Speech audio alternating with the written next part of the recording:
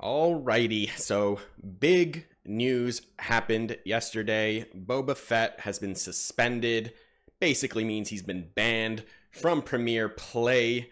So what this video is going to do is cover this, but not really in a news sort of way. If you need the news, you can read the FFG article. They give a lot of details as to why they did this.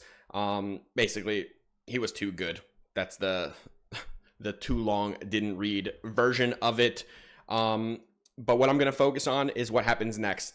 How do we start preparing for basically a completely new metagame now that Boba is gone? All right, so before we get going, please hit that subscribe button. Actually closing in on 4K subs. It'd be really cool to get there soon. On top of that, check out the Patreon. There's going to be a lot of new decks coming in and a lot of revamps to existing decks just because this Boba Fett deck or decks, all of them are gone, and it's going to definitely change the way we have to target the metagame. All right, so how do we start? So Boba's gone.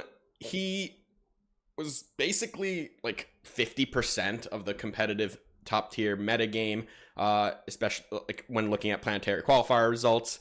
That's a ton, right? It's too much.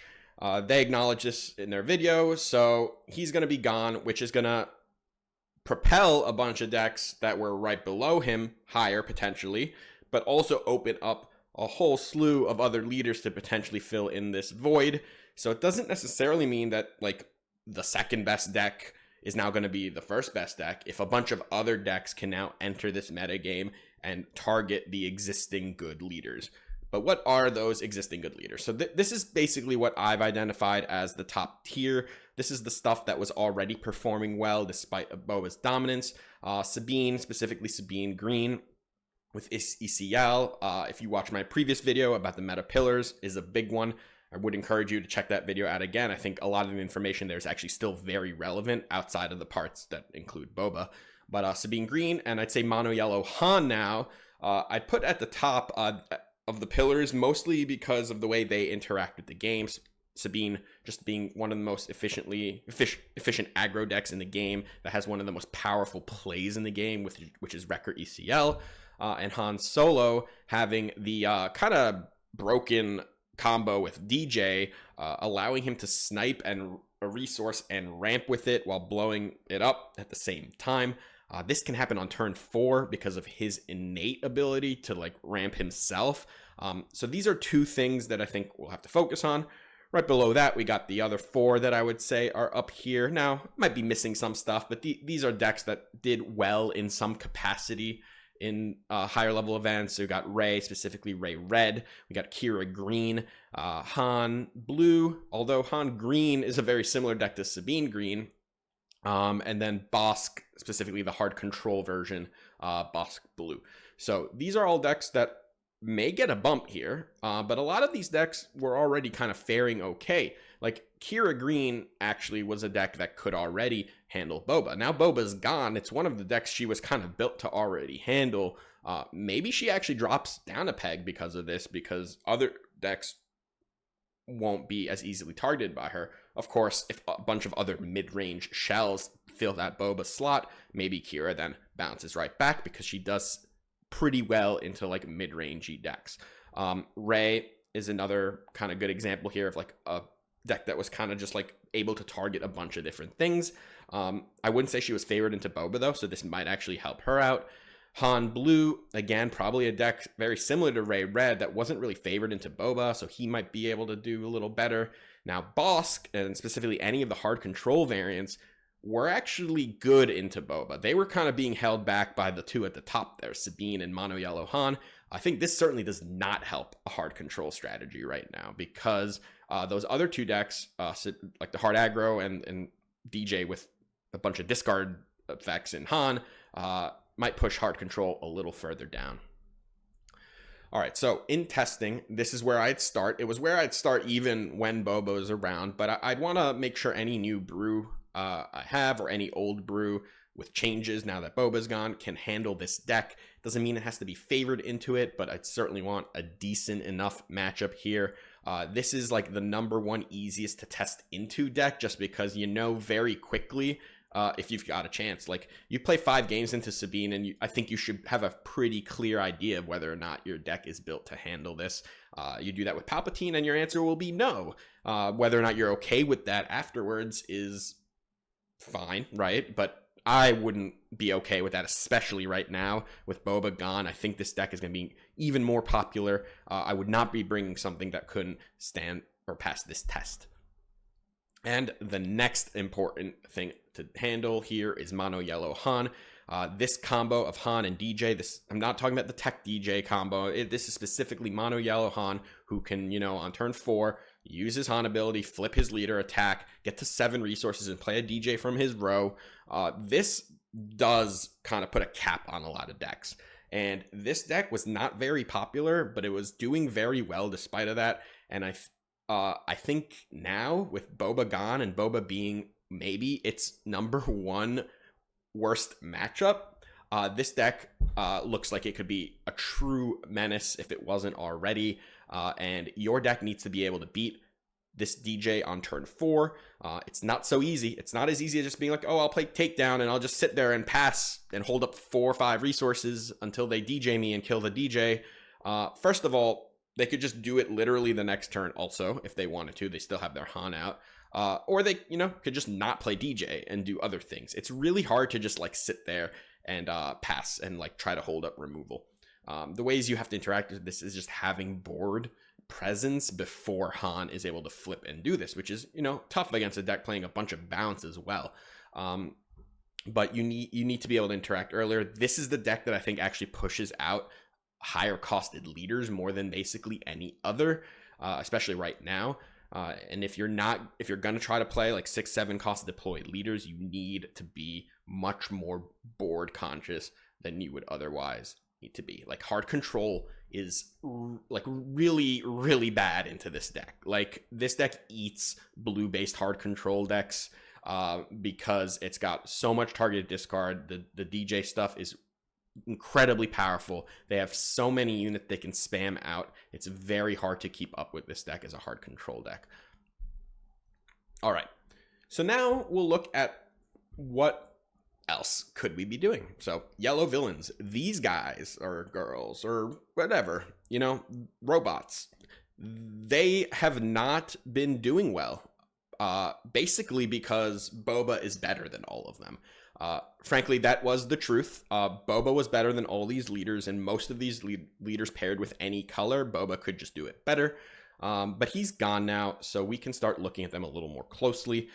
Cad Bane is a very interesting leader. I thought this deck was quite powerful. Of course, I did not think it had a very good matchup into Boba, but he does cost 6, but he is a kind of leader that is able to maintain board presence earlier, especially when you play him in conjunction with something like Tarkin Town. He's able to, remove turn 1 plays and then kind of escalate throughout the game with underworld units, especially ones that have ambush. So he is a deck that can, handle a Sabine aggro deck, even though he's a late deploy, and potentially also handle a Mono Yellow Han deck, even though he's a late deploy. Django is a new leader that I'll tell you right now, I've played exactly 0 games with him because the moment I read him, I said he wasn't Boba, and I just put him on the back burner. But Boba's gone now, so we gotta look at him. He's a very well-statted 5-cost deployed leader, and he still gets to play Fett's Fire Spray, which is one of the best cards in the game, and he gets to get it ready, right? So that's a big deal. Now, I'm not a huge fan of his ability, but there are some interesting things you can do with it, especially with splash damage effects. So, of course, because of his stats and the fact that he gets to play Fire Spray, I think we just check him out. These are some other ones like Thrawn and Grievous. They're both 6 deploys. Not quite as interested in them yet because, frankly, I don't think they were really missing out specifically because of Boba. I think they were just a little clunky. Now, I don't know for Grievous yet, so I should say mostly Thrawn was missing out because of that. Grievous is new. He is interesting. I think he can be quite powerful. His stats are very good. He is still a late deploy, but we can start looking at him more closely now. I was mostly not because he's a yellow leader and Boba would do it better, but Boba can't do it better anymore. So he's interesting. Asajj is another one. She's an aggro leader. It's just why play her when you can do Boba Red or Mono Yellow Boba?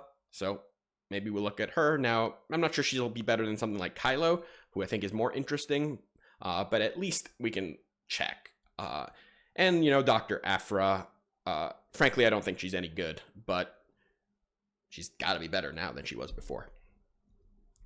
And then these are other leaders that I thought their best color pair was with Yello. And then once again, if you were going to play Yello, why would you play any of these and not the Boba version? So like Kylo Yello was a very potent aggro deck, but you know, by the end of the format, Boba Red was just better, right? And Boba Red was winning events. So now we can go back to seeing if Kylo Yello can get under a lot of these other decks. Gar Saxon Yello as well. He's just, you know, it's also a pretty aggressive deck. All his units, mostly shielded units, get buffed.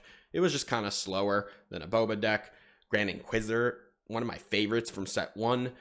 Not because of his power, I just really like his ability. I've had a lot of success with Yello Grand Inquisitor into things like Sabine and control decks. Could just 0% into Boba. He was just so bad into Boba. He had 6 health. He was deploying too late. Boba's with the bouncing and the barraging and whatever, the cunnings, like whatever they were going to do, whatever version of Boba they were doing, you could just, it's very hard to win with a Grand Inquisitor. But I'm kind of interested a lot in going back to this Grand Inquisitor Yello deck, being a pretty potent aggressive deck, even with his late deploy. Moff Gideon, I thought was also interested in Yello, mainly because of like triple Dark Raid. Also, like the shielded units in Yello are also pretty good with his ability. So it's a similar idea to like the Gar Saxon Yello. But triple Dark Raid ended up just being a better deck with Red Boba. So now we try it with Moff. And then Grand Moff Tarkin, you know, had some success with like the Lurking Tie stuff. Boba did it better. But Boba's not around anymore. Lots of hope. All right, what else? So Hero Midrange. This is like, I think, the number one thing that is being opened up by this ban, this suspension of Boba. These decks, most hero midrange decks, were just not good into Boba. That remained true in testing now. Like Quinlan, I know, is a very popular new leader. I can tell you he was not gonna make the cut against Boba. I tried it in a lot of different colors. If you weren't ramping and they were, the idea that an ECL Quinlan deck could hold hostage Bobas because they could one-shot him with Ayala or Plo Koon just was not lining up because your opponent wouldn't deploy 5 into your Ayala. But Quinlan was quite good. He's like quite potent anyway. And Boba's gone now, and that opens a ton of space for him specifically. I think he's one of the ones that benefits the most from this ban. He is a powerful, similar to Django, right? Like powerful statted leader with a good shell around him and a good ability. I'd be looking at most of the colors. I think I'd gravitate towards red and blue right now personally, but I think you could definitely do green as well. Luke, fan favorite. So slow into Boba. I think maybe now that we don't have to target Boba and we can worry more about aggro with Luke, we might be able to hone that. Chirrut as well. Chirrut, you know, I've made so many videos about Chirrut. Chirrut's awesome. Boba was tough. Like any ramp into Barrage was really tough for Chirrut. Even the mono yellow, they could just tap down Chirrut with like no good to me dead. Cunning, it was just tough to race him. I think now we can look again at revisiting this deck. I even won a showdown with this guy in set 2, so high hopes that we can work on Chirrut Red, Chirrut Yellow, Mono Blue Chirrut, all look like they could be boosted. And then, you know, like Ahsoka and Rex, new leaders, they're 5-cost deploys, they were mostly too slow to deal with Boba. I think if you can build these decks to withstand something like a Sabine, they should be faring okay into like a Mono Yellow Han deck because they are board-centric unit spam decks that also have cheap leader deploys. So a lot of these decks now can start looking much more closely at beating Sabine and not having to worry about getting out mid-ranged by basically just a better version of their own decks. Hard Control. This is one that I think actually drops a peg because it's Natural Predator. These decks were basically built primarily to beat Boba. Boba's gone now. These decks struggle into Sabine and into that mono yellow DJ Han deck. So I'd be a little wary, especially early into a format, building something like a hard control deck. I'd much rather go into like the softer control route, things like Kira, Krennic, Han Blue, Ray Blue. Like those are kind of mid-rangey control decks too. Decks that fight much more with units much more earlier to the ground. Don't rely so much on just one-for-one removal. I think hard control is something that we can definitely visit, and maybe even more so later in the format once we know what the meta surrounding them is. But it's just very hard to build a deck like this into a wide open field, especially when the field has just been completely changed. And then hard aggro, like Kylo, Asasha, like these potentially are quicker decks than Sabine. Like Kylo could race Sabine in set 1. Like Sabine had to actually be the control. Now it could certainly do that because it had, you know, ECL. It's able to kind of like take control of the board that way. But these decks are very, very fast. So I think they had issues, especially into like Cunning and into like overwhelming Barrage. But we can revisit Kylo. We can start looking at Asajj as well. There might be something a little better there than there used to be. All right. So this was going to be pretty short. It was just my initial reactions. I will go ahead now and kind of have to revisit every deck I've made to date and change them because they no longer have to deal with Boba. I'll be making a bunch of new decks too for leaders that I probably just have mostly ignored because I knew kind of just innately that they wouldn't be able to be a better mid-range deck than Boba. So lots of experimenting to do. We'll have to see if this simply just makes Sabine and this mono yellow Han just absolute meta breakers, but I have hope that we'll be able to target those decks a little more cleanly now that Boba isn't around, and it should be able to add some more variety. At least I hope so, and that is likely the developers' intent in making this change. Now remember, this is a suspension. They said that they will revisit this at a later date, but based on the words they used during their announcement, I think they were pretty clear that Boba was kind of a mistake in the way that he ended up being statted, and I wouldn't expect him to come back in Premiere, but you know, you never know. All right. I hope you enjoyed this. Let me know what you think, what you're brewing. It's all very exciting. Until next time, take care.